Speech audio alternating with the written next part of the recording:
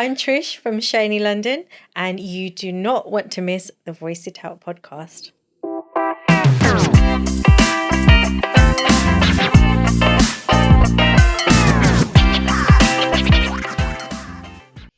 Hi, this is Amrita, and I'm back with another episode of the Voice It Out podcast. Now, today's guest I've been trying to get on since we launched, I think. We've had this person in mind. And obviously, I'm really sad that Shama can't be here recording with us because she was excited about this person too. So I just want to say hello to her before I give you everything that she is doing in her brand. It's Trish Kaur from Sherni London. Hi, Trish. Hi, hello. Hello, how are you doing? Good, I'm really good. So happy to be here. I'm glad that we finally managed to make it work. Finally made it work. So I'm so happy that you came on because I think when I came across you on social media, I was really intrigued about Sherni London, which is obviously your brand. And just, I'm going to get this right, and that's why I wrote it down. So essentially, you are an entrepreneur, and you, in your brand, you sell bridal and groomswear, which is bespoke and also made to measure party wear.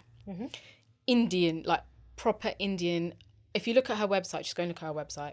It's amazing, honestly. Just the colours and the qualities and, you know, the kind of materials that you have, the kind of colour palettes. I'm so intrigued by Indian wear anyway. And I feel like it's really nice to have a British brand like this and talk to the owner of it on this podcast. So thank you so much, for coming. So first of all, I have to ask you, you've been in the business, kind of, you launched in 2016 and, you know, according to your website, you saw a bit of a gap in the market, right? So initially, what did you want to create? So initially, what I saw in the market was that there wasn't anything for women of different sizes. Everything was very much like size 8 to 10. That was it. You know, 6 to 10 even. And the samples in the shops, they were like, you know, there was hardly anything there. I was going there looking for my bridal outfit, and I was a size 14 then, and there was just nothing. There was nothing to try on. I got told that the shop girls could try it on for me, you know, because they were a smaller size. So I realized that there were other people that were having the same problem as well. People were, you know, I was talking to my friends and other women that I knew, and they were having the same issues. And it's not a matter of like, oh, you know, someone's being unhealthy or anything like that. It's women's bodies are different. Not everybody is a 6 to 10 like that. That's not how we are. So when I started this up and I started talking to people about what I wanted to do and the way I wanted to do it, there was so much of a positive reaction. I was like, okay, this is definitely a good avenue to go down for sure, because I feel like, you know, so many women just didn't know where to go, and they were getting bad service, getting turned away from shops, especially Asian shops. They don't cater for people of different sizes. So yeah, that was kind of like where it started out and how it started growing. And, you know, women just really liked, I guess, like the way that I was doing things as well, because it's a really like a no judgment atmosphere. You know, you come in, you just enjoy yourself, have a nice time, pick some outfits, and there are things that you can actually wear as well. You can find things that are in your size, because usually when you go to the shops, it's like, oh yeah, and we'll pull out this sack of an outfit from the back, and oh yeah, here, or it has to be altered or something. Yeah, right? It has to be altered, or oh yeah, it will fit 100%. It's gonna fit you, and I'm like, no, it's not gonna fit me. Like, that's not how it works. But you would feel weird even saying that, right? Yeah. When you know what your size is. Exactly, I know what my size is, and I always advise my clients. I'm like, you know, if they look good, if they don't look good in something, I will tell them. I'm not going to like force them into something that's not their size. Yeah, exactly. So yeah. And also sometimes I feel like with Asian wear, I feel like sometimes you have to go a size up it's just the way the material is, or the way that it's made. You do. And I don't think there's any shame in that. But sometimes even with Western outfits, you sometimes feel like, oh my God, I have to go a size up in jeans or something like that. Yeah, it's the label. It's the label that's the thing, isn't it? When you go up a size, it's almost like you don't want to, because it's that fact of like, oh, I've gone from a 14 to a 16. Like, that's not great. You know, like it's the labels that are causing the problem, and we don't really, you know, I don't like that. Yeah. I really don't. I think, yeah, I think I would agree with you with, you know, it's actually a really horrible atmosphere to be in. Yeah. Obviously no, I'm not talking about Sherni London. I'm talking about, it's a horrible atmosphere to be in an Asian shop. And I also found, I don't know if this is something that other people might have found as well, that when I was served by a man, it made me feel worse.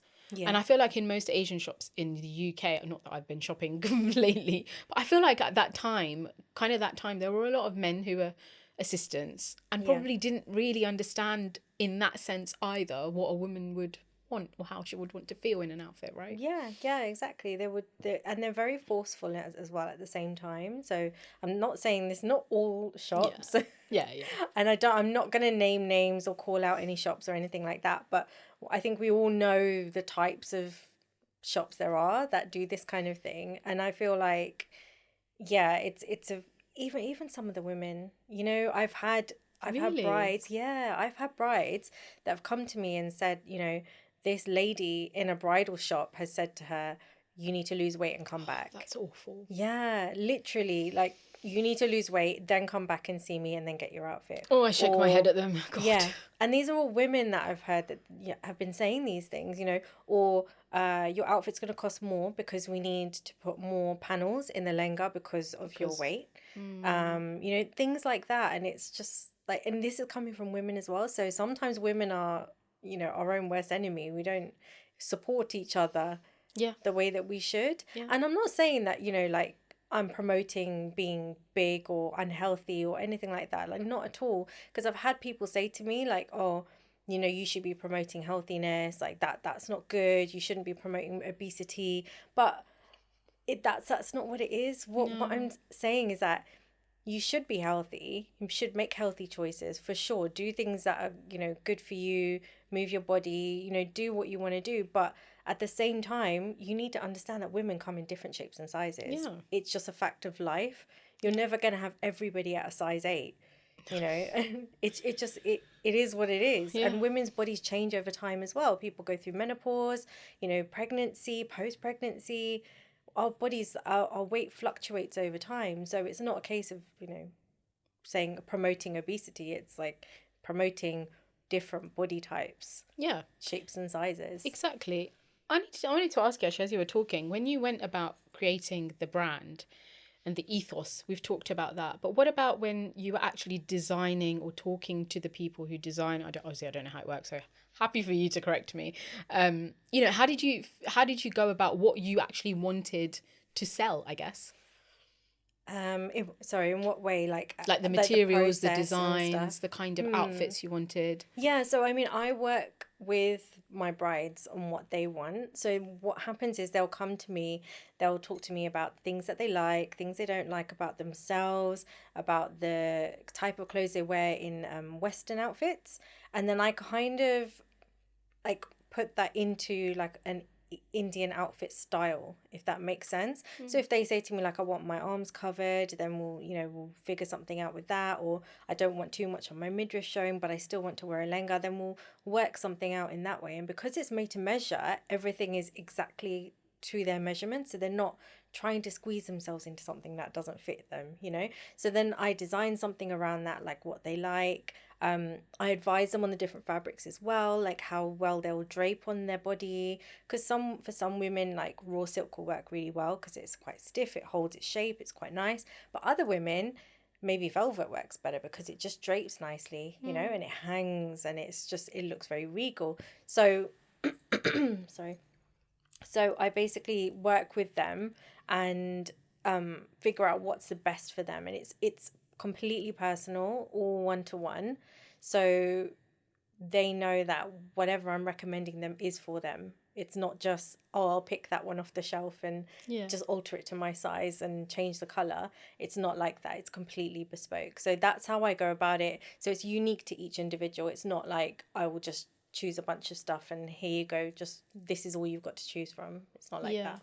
So did you actually have a background in kind of design and all that kind of stuff before you started Sherni London? I didn't actually. I really didn't. No, but I loved Asian outfits, you know, no matter what kind, you know, like whether they were like Sri Lankan outfits, like South Indian styles, like saris, Pakistani styles of suits and things like that.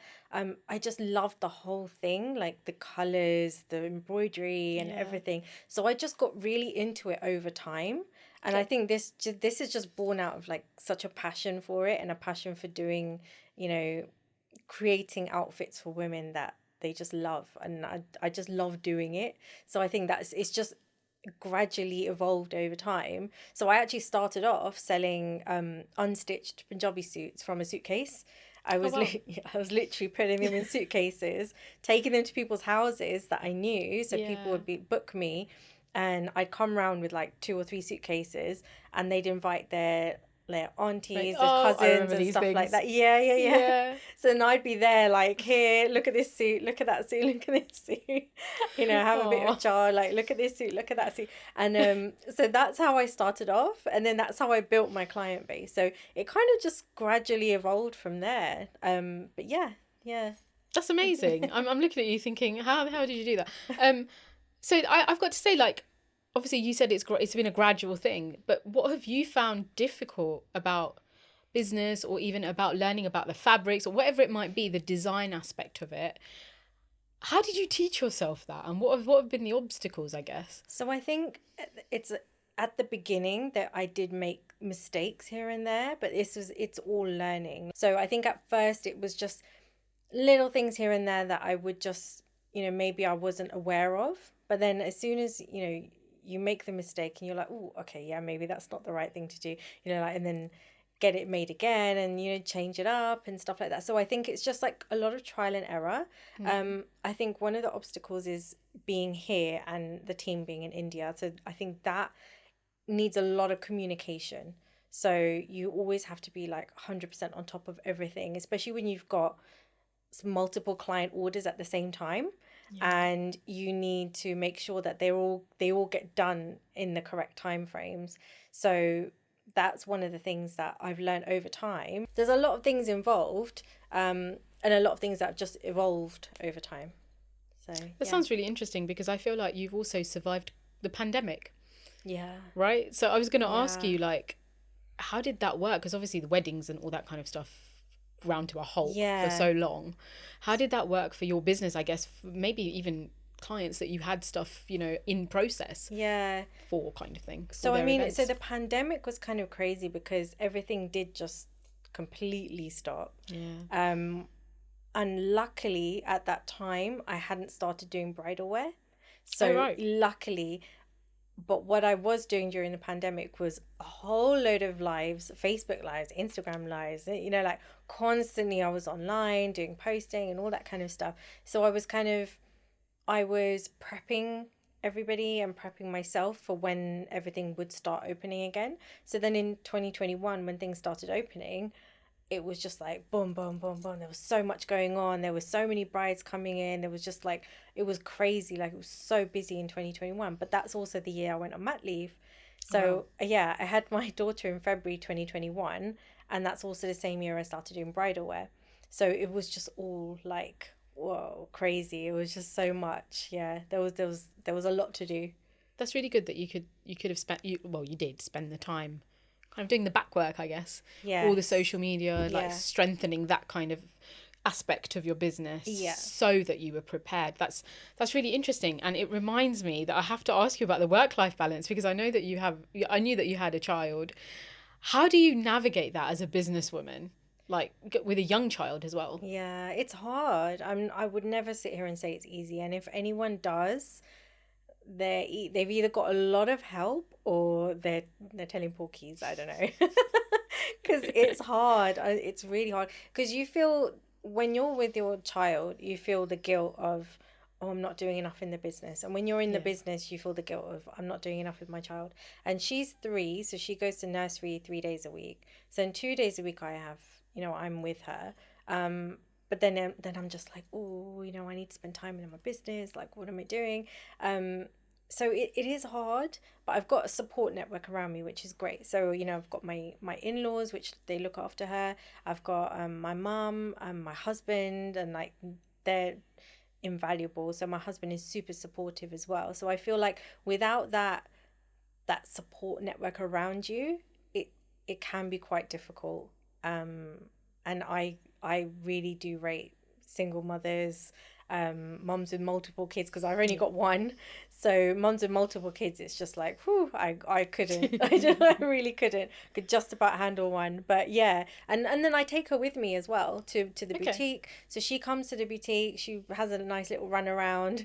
Pretends to sell outfits, but she does all of that stuff now. So she enjoys that side of things, and she gets to see my clients and things like that. So I think in a way it's good. I'm kind of teaching her a different side of things, which is quite nice.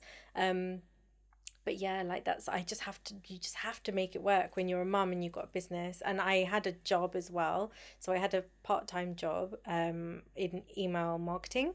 Okay. So I was doing that corporate 3 days a week, doing this, and then also childcare and all of that stuff. So it's a lot. But I left my job in June of this year, and the very next week is when I signed on a contract to open the boutique in Ditton Manor. So like it's strange like how it all just just worked out, like finished one, started another. So now I'm doing the business full time, so it makes it a lot easier. I was going to say, I was going to bring up your boutique actually. So if anyone knows Ditton Manor, it's in Slough, but it is a really popular wedding venue. Yeah. I've been to a couple of weddings there. They also do outside weddings there, which is really nice. But I think it's such an amazing place to have a boutique. Yeah. So how does that work now? Like so now that you've actually got a nice space, not that you didn't have a nice space before, but you've got a good space, and you've got an area to kind of bring your clients, and they can see the venue as well. Kind of, it probably adds to the experience that Sherni London gives. Yeah, right? it's an amazing venue. Yeah. I have to say. So when I drove to the venue to look at the space initially before I got it, I was like, wow, this is amazing. Even my daughter, we drove over they've got a moat all around, and so you drive over a bridge, and she was like, this looks like a castle, Mummy. I was like, it does. On the entrance, it really does. Yeah, it looks like a castle. And they do loads of Asian weddings, so it's just like a really good match, like there's no other Asian boutiques in the UK that I know of. I don't know, maybe someone will contact me and say we are, but there's no one that I know of that is a boutique in a wedding venue, especially a manor house wedding venue like that as well. So I think that it just works really, really well, and it's all on appointment basis and stuff, so I know who's coming in, who's coming out, all that kind of stuff. And then the team there are really nice as well, so I think everything just works really well together. It's quite a nice space. Yeah. How have you found the difference between juggling and having just one thing to now? Obviously, it's still a juggle, obviously, because you've got a child and various other responsibilities. I'm not saying that it's not, but because obviously you've left your corporate job to concentrate on this. How have you felt? Like how do you feel like it's gone? If you see that kind of transition, it's easier in the sense that I'm not splitting my mental capacity between two different things. So it's easy in the sense that when I come home in the evenings, most evenings, I'll be like, right, close my laptop and done, that's it. Whereas before, I'd come home from work, open my laptop, I'd be doing my business stuff, and it's a lot, and you don't get any time to yourself. So in a way, it's good in that sense. In another sense, it's maybe not so good because the thought of even going back to corporate for me is like, I don't think I could do it. And I was thinking about this yesterday, actually, like whether or not I would go back to corporate and what I would do, and just nothing came to my head. I was like, I can't even imagine being in an office now. But I think the other thing as well is like, you really have to motivate yourself a lot. So in corporate, when you have a job and someone's paying you a salary, it's very easy to be like, okay, cool, today I'm just having a little bit of an off day, I'll just dial it in a bit today and just do the bare minimum. But when you've got your own business, it's like, no, you have to be on the ball all the time and motivate yourself. You've got no one to give you a performance review or anything like that. You've got to do all that yourself. Like, oh, how did we do this month? How do we do, like that? So there are ups and downs. You know, there's a lot more pressure because you're doing it yourself. So, you know, with a salary job, it's like, right, I'm guaranteed this amount. With a business, it's like, right, what do I have to do to make this amount? You know, so it is a bit of a switch, isn't it? Yeah, to the mindset. yeah, it's a switch. Yeah. So I was going to ask you, because you talked about motivation. Are you the kind of person who finds it easy motivating themselves? Because I consider myself, I find it quite easy to motivate myself. I obviously have phases where I'm like, okay, I can't do this, and like, that's fine. I think that's normal because life gets in the way. But are you that kind of person who finds it easy, or do you have to at a push motivate yourself? It really comes and goes. I've learned over time though that I'm not a morning person. I feel like you really have to work with your own internal rhythms. Yeah. Because a lot of people talk online about, 5 a.m. club and all this stuff. Like, I wake up at 5 in the morning and do my journal and do my meditation. No, no, no. At 5 in the morning, I'm in bed, cozy asleep. I am not getting out for anything. So I know that it takes me a while to like get going in the mornings, but yeah, I just kind of work to my rhythms, and I feel like that's really helped me over the last few months, just kind of motivate myself, because I know, right, mornings I'm going to take it a bit more easy.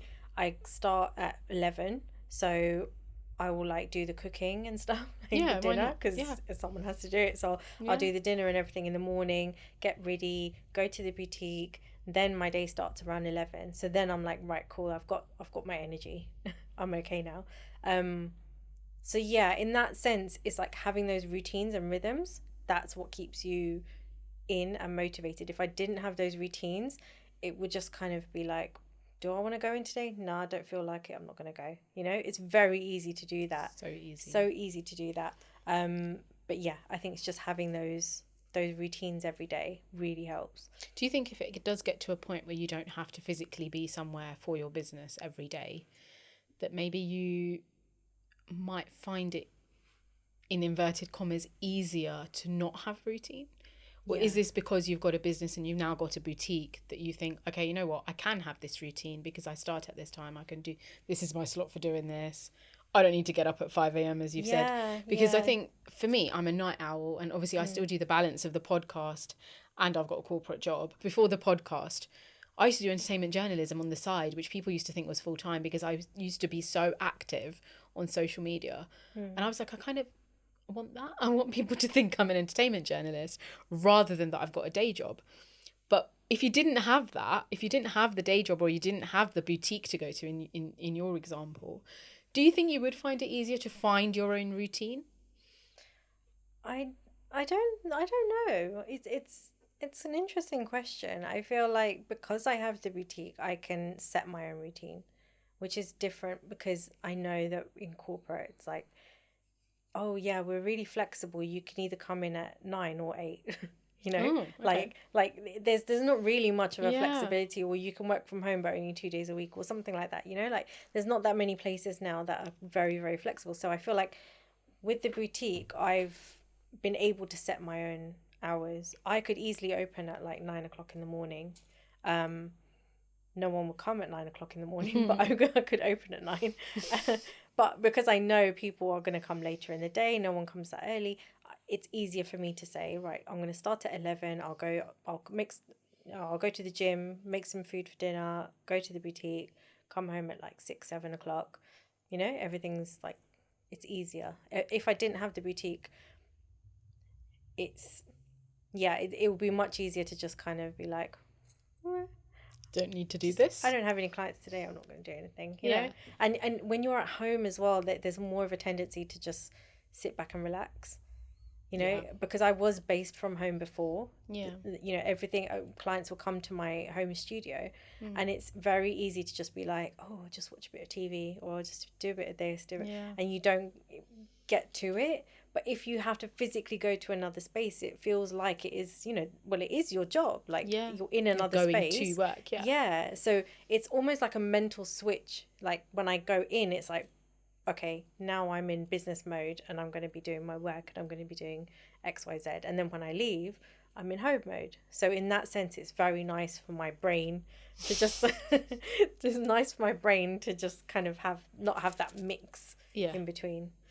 What about like your mental health? Because I don't mean right now, but obviously you've had a journey of, you know, since 2016, you've been on this business journey. How have you looked after your mental health, or how do you prioritize it? Because I know you've just said sometimes you don't get time when you were working at home. You would leave your corporate job, then open the laptop, which is basically something that I remember doing, opening your laptop in the evenings to fulfill that part of your life. How do you prioritize your mental health in those situations? And even now, like you've got a small child, you're still doing a bit of a balance, even though you say you've got a routine. Do you do something or things that are specific to your to improve your mental health? That's one thing I'm not very good at.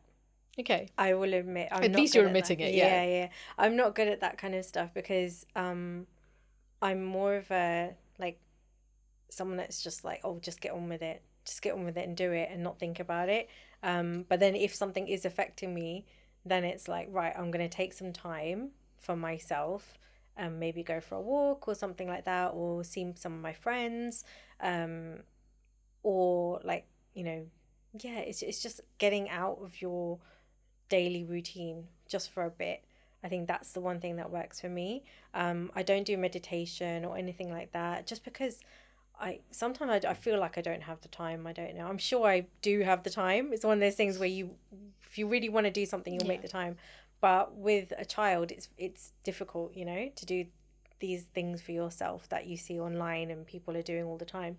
So in terms of mental health, it's like, yeah, I'm very much a just get on with it, do it, you know, get on with what you're here to do.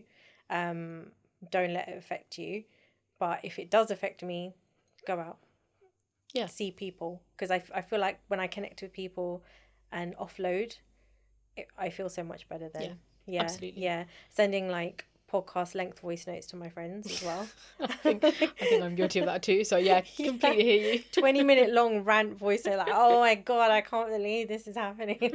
That's literally, that's what I do. So I kind of vent in different ways. Yeah.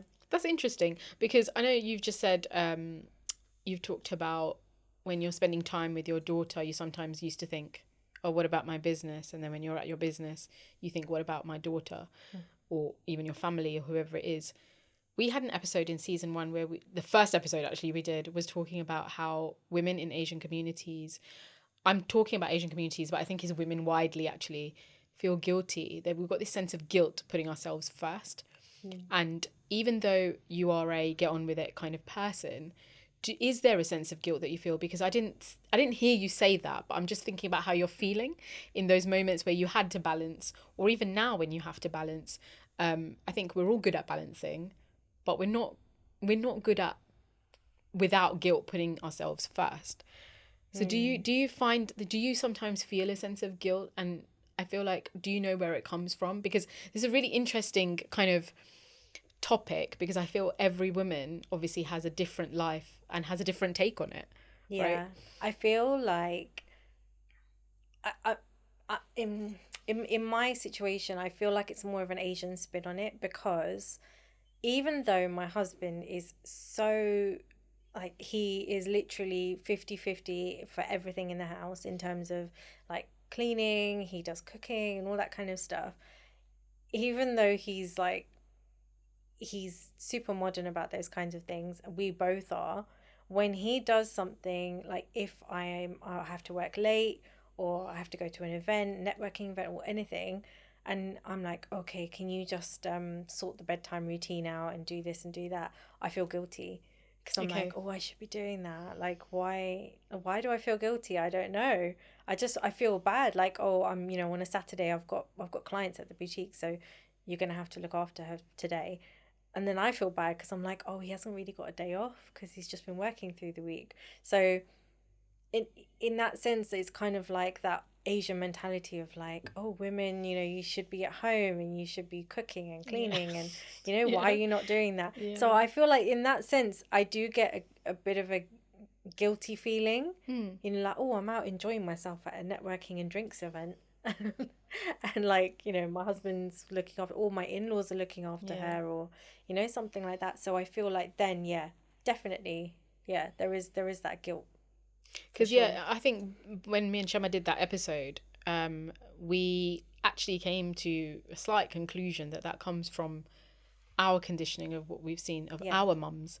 And I think, as you said, it's kind of the mentality of we should be at home, we should be in the kitchen, we should be doing this, we should be doing this. Yeah. Why should we be doing that? Why can't the man do it? There's nothing wrong with it. It is a really weird feeling that we can't kind of pinpoint in a way. You can't pinpoint why you feel like that, even though you said you've got modern Yeah. values and stuff like that. And I don't think there is a point where you think, okay, where does this actually come from apart from Yeah. what we've seen, right? It's just conditioning, I think. I Yeah. feel like it's all around us, you know, the comments when we're younger, like, oh, if you don't learn how to cook this, your mother-in-law's not gonna be happy. Oh, I'm not even married yet. Yeah. Where does this come from, you know? So like it's all these comments from like other family members and people like, oh, you got to learn this, make sure you teach her this, and you know, oh, she doesn't know how to make jar, like why doesn't she know how to make jar, like, you know, stuff like that. And you're like, so there's an expectation, but no one ever says to the boys, you need to learn how to No. cook. Like, what's your wife going to say? Yeah. No one says that. Everything is about, like, oh, what's your in-laws going to say? You need to, you know. So I feel like we've had it drummed into us from very young. And then also, like, family events and stuff where it's like the men will all be sitting in one place, like, Yeah. drinking, eating, having fun. And the women are, like, in the kitchen. Yeah. And when you get to a certain age, it's like you've got to choose. You can't even, no, you don't even choose. You don't have a choice. You've got to be in the you kitchen have to too. be in the kitchen, yeah. You know, you can't run around with the kids and stuff anymore. So, and then you feel guilty because you're like, oh, I need to be in the kitchen. I have to help my mum because I don't want my mum to be stressed out. So then you go and so it's just like this cycle constantly. And I don't see ever, you know, any of the men back in the day, they never would get up and help because then even if they wanted to, they couldn't because it's their social conditioning. Yeah, exactly. So I think it's both ways. It's ours and theirs as well because they've been brought up to be like, oh, your wife's going to look after you, right? Like your wife's going to look after your parents. Like, you know, that's how it is. Yeah, you won't need to do that bit. Yeah. It's so true. I was going to ask you, in business, have you found any of that conditioning getting in the way, whether it's from your clients or anything like that? Have you actually seen anything like that while you've been kind of in this kind of industry? In terms of like male, female, not so much. There has been a little bit of like, oh, I can't wear this because my husband doesn't like that color and stuff like that. But it's stuff like that. It's not really like male, female.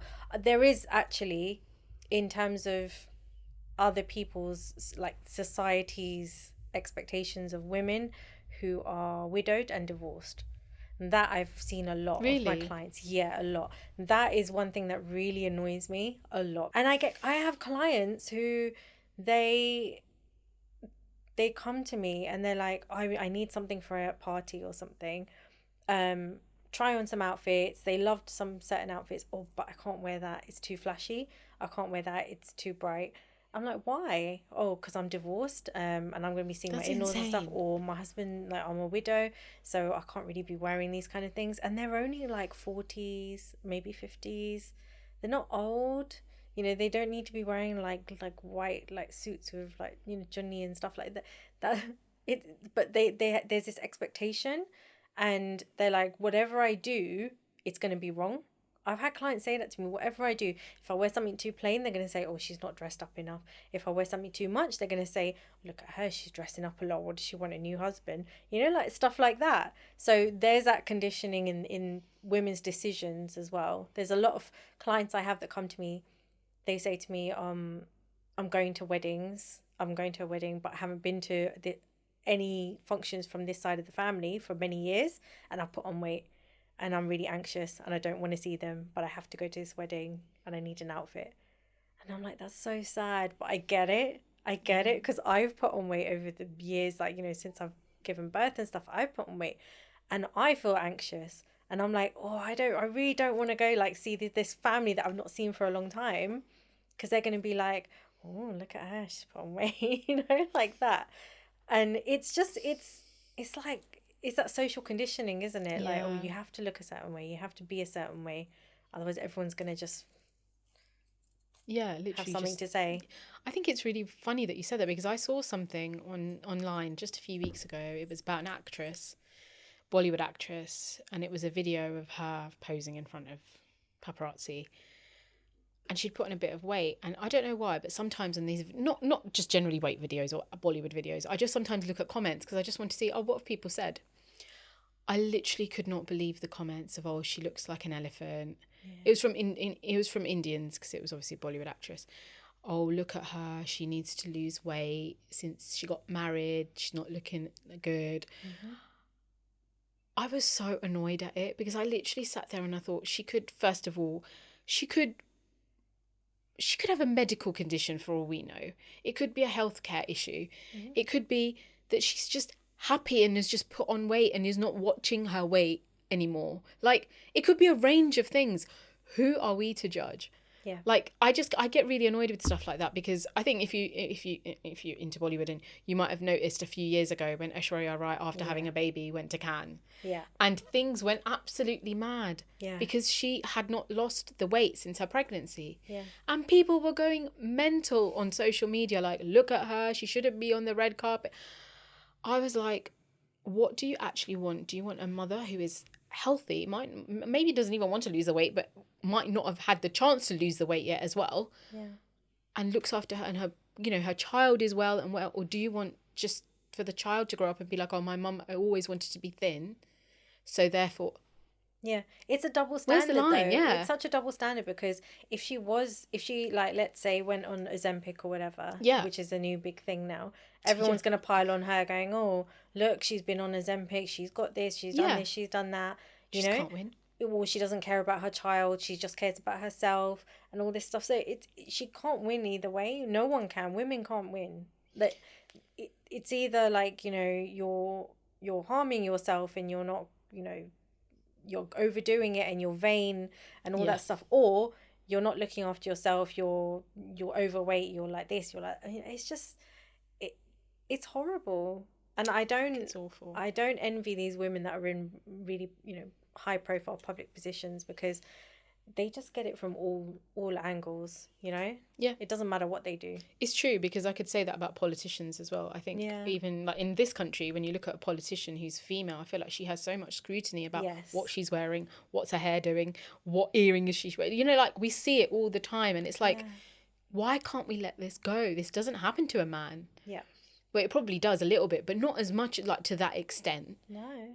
It doesn't happen. I feel like that is also, I think, because obviously the Bollywood actress example, I think that is also a conditioning that we have in the Asian community, that healthy is slim. And I don't think we have an understanding that, you don't have to be slim in order to be healthy. Yeah.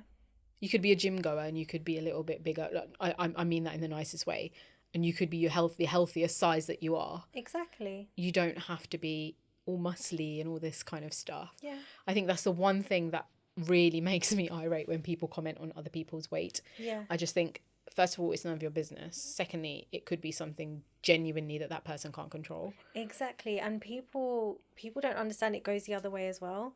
There are girls out there who can't put on weight and want to put on weight, and they're very slim, and they don't like it when people are like, oh, look at you, you're so skinny, you're like this, people say stuff no matter what. Yeah. And you're either too thin, or you're too big. This, like, what the beauty standard, especially for Asians, is so narrow. So narrow. Narrow. You have to be a certain height, you have to be a certain weight. Fairness, don't even get me started. No. Yeah, I know. Skin colour. Oh my god, and you've got to be fair, you can't get a tan. If you're dark, then it's like, oh, she's pretty for a dark girl. Like, like, who was it? I think it was Shah Rukh Khan's daughter. Yeah, I was just about to say Sana. Shah Rukh Khan's daughter, they were like, oh, she's dusky or something. Like, oh, come on, like, she's beautiful. Yeah. But they had to talk about her skin colour. It's crazy. It's just... Yeah, I think it's really difficult, especially in Asian communities, whether that's here or, in India or whatever, in Indian communities. I think it's really difficult to get to a place where you're comfortable in your own skin, because there's so much scrutiny. There's comments, like, no matter what age you are, I feel like these comments come, no matter what age you are, no matter what size you are, no matter your complexion. Like, it it's non-stop. And I think social media to me has made it worse. Yeah. It makes it worse because I feel like you end up, you know, like people end up comparing. Yeah.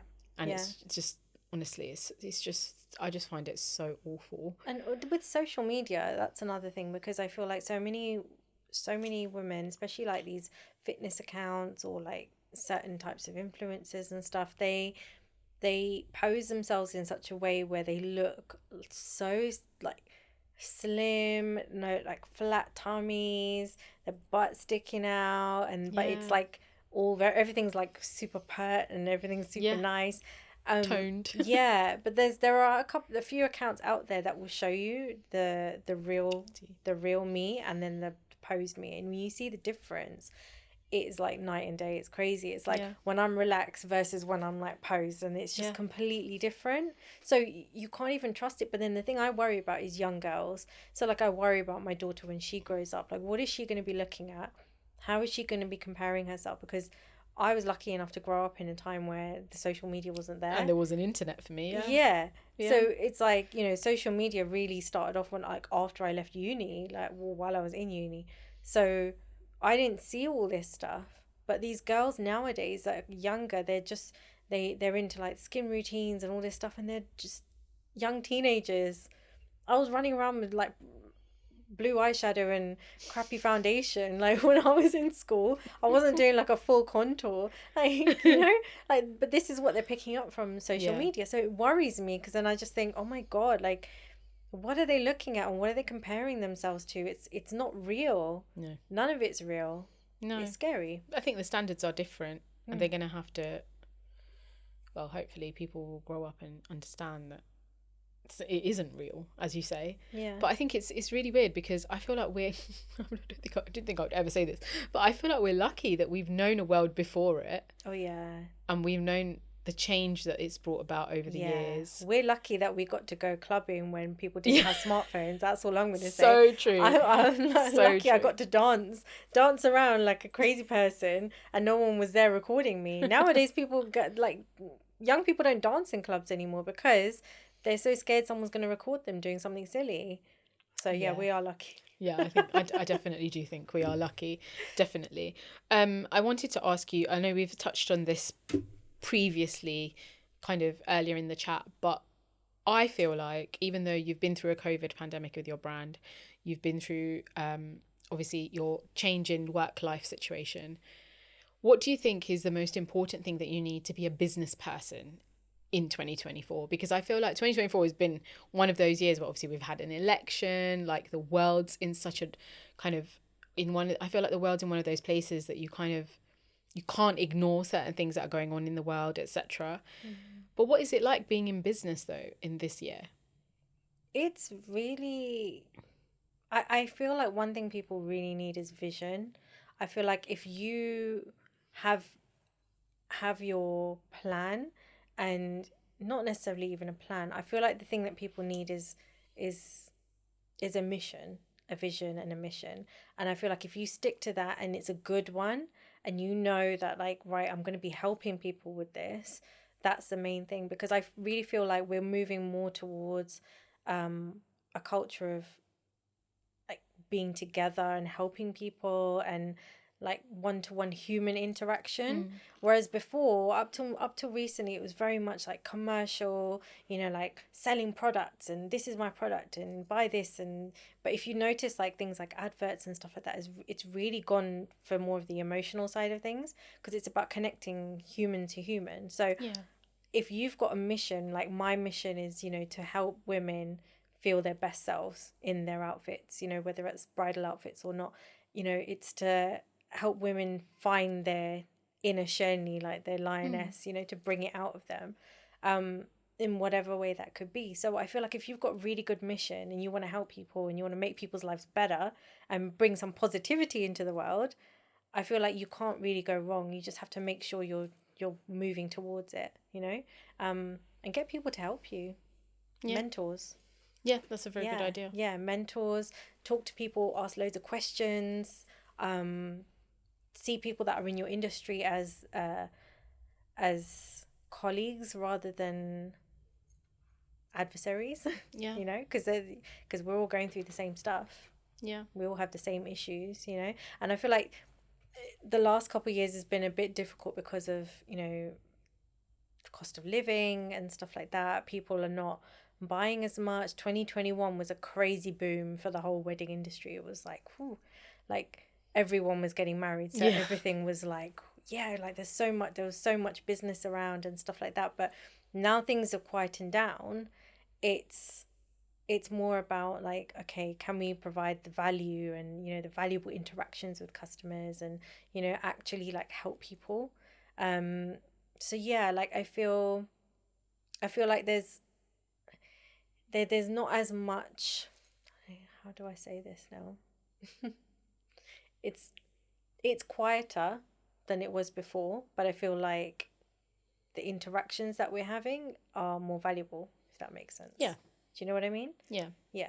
I think that is really interesting that you say that, because I think it is important, especially in your line of business, to rely on the meaningfulness of the interactions and stuff like that. Yeah.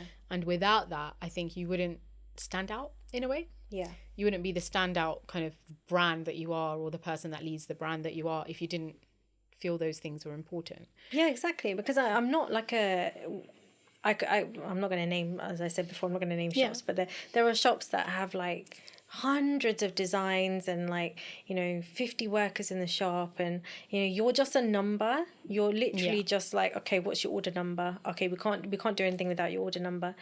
But the way I work, because it's personal one-to-one and it's just me that's doing it, every order is personal. I've been invited to so many of my brides' weddings. Aww. Like that to me is my like, okay, not my goal because I want to go to the weddings, but it's just like, it's my thing of like, right, if they're inviting me to their weddings, that means I've done something right. Yeah, you know, something valuable that you've given to them. Yeah, because it's like a whole, it's a journey. It's not like, oh, here's my order, this is what I want, okay, see you in 3 months' time, you know, make my dress and that's it. It's not like that. It's like a constant conversation as we go through the process. So yeah, I feel like that's the difference there. That's really important. Thank you for sharing that. I think that actually explains more about you than you've explained in this entire podcast. I think it's a nice, how do I say, it's a nice feeling that there is a brand like that and one person leads it, which I think it is. You have to be personable, especially if you're by yourself. For sure. The fact that you find all those things, kind of the valuable things that you want to put in, and it's not a forced thing. You don't think you have to do it, but you want to do it. Yeah. I think that's important. Thank you. Thank you. Okay, so we're going to end with our usual this or that section. Cool. So you can explain your choices if you want to. There's only 6. Okay. I say only. But yeah, you can if you want to. You don't have to if you don't want to. And some of them are related to you, as in you as a person, I guess. And some of them are completely out there. Ready? Okay. Yeah, ready. Cool. Beauty or brains? Brains. Interesting. Feminine. I can't even speak. Feminine or masculine energy? Oof. I think in yourself, I guess. In myself? Yeah. Feminine. 100% feminine. Okay. This is what I prefer, right? Yeah. Yes, feminine. Masculine energy is very much like, for women to have masculine energy, it's very like fight or flight. You know, it's very, it's quite tough. Yeah. I think being in our feminine is where we need to be. We should strive. Yeah, for sure. I agree with you. In person or online? I think I know the answer to this. In person. Now that I've spoken to you. I like to see people. Dance or sing? Oh, dance. Yeah, I can't sing for anything. My God. I do sing. I was going to say you're not a bathroom singer. Oh, in the shower. I sing all over the house and like everyone hates it. But but dancing for sure. I love dancing. Cool. Dress up or dress down? Dress down. Really? Yeah. I didn't think you would say that. No, just, you know what? The pandemic, I feel like... Loungewear. After the pandemic, I could not wear heels again. Like, it's really bad. But even when I go out, like to weddings and things like that, I dress down, but it's dressing down simply in the way that it's like plain lehenga, plain anarkali, and then I accessorize. Yeah. right? That's so nice. that's my dressing down. Okay. I just like things to be very simple, and I feel like that's elegant.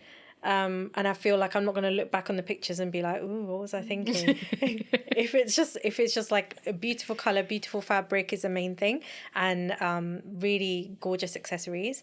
That's my version of dressing down. But day to day, it's like trainers and stuff. Yeah, Comfort. yeah. All about comfort. Okay, so we have one more. Do we have one more? Yes, we have one more. Movies or books?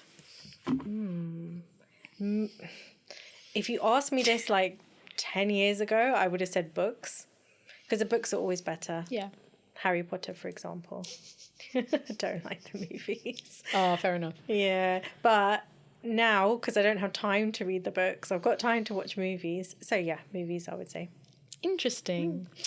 That brings this or that to an end. Thank you so much. Thank you. Thank you for joining me, because I feel like it's been so long that I've had this conversation in mind for like ages. So I'm really glad that we finally made it happen. I'm so glad too. I just wanted to ask you to share your socials Yes. so that people can find where people can find you. Do I look in the camera? You can do. Okay. So you can find me out on Instagram at Sherni London, SHERNI London. The website is shernilondon.com. You can just type it into Google. And yeah, you can email me if you've got any queries or anything like that, info@shernilondon.com. So yeah. Amazing. And also she's obviously based in I'm based in Ditton Manor, which is in Slough, Berkshire. Not in Uxbridge. Not in Uxbridge. Don't know why I thought that. It's really weird. Yeah, it's a little bit out. Yeah. So yeah, do come and see me. I would love to see you. Yeah, get Cool. in touch. Thank you so much.